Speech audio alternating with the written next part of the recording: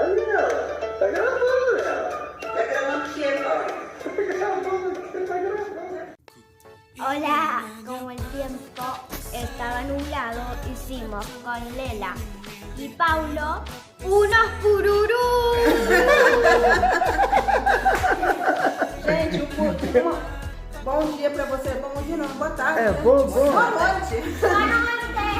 Boa noite. A gente tá aqui pegando uma lareirazinha gostosa, bem quentinha, né, Verônica? Sí. Galera, olha aí, hoje nós estamos a Verônica, a mãe Hola, ¿cómo están? Mãe de Sofia. é da Argentina, né? Como estaba fresquito, como decimos en la Argentina, hicimos una fogatita y unos pururú. Acá Olha, con explica Lela. o que é pururu, então. Pururú es maíz, ¿sí?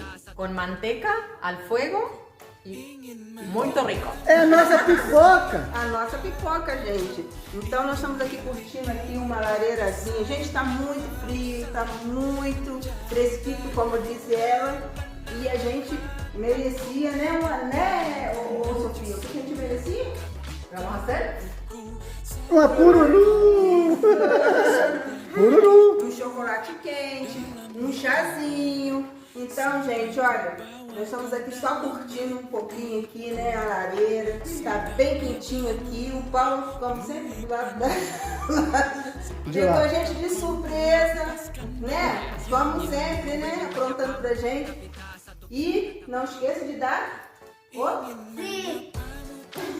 argentinos like al canal de Lela e Paulo na Portnada Europa.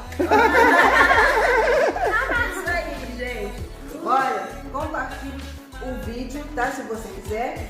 E segue a gente no Instagram, né, Paulo? Ele Paulo na Europa. Isso aí, gente. Olha, tamo junto. Um beijo e vamos continuar comendo nosso puro. Valeu, pessoal. Tchau, tchau. Bye bye.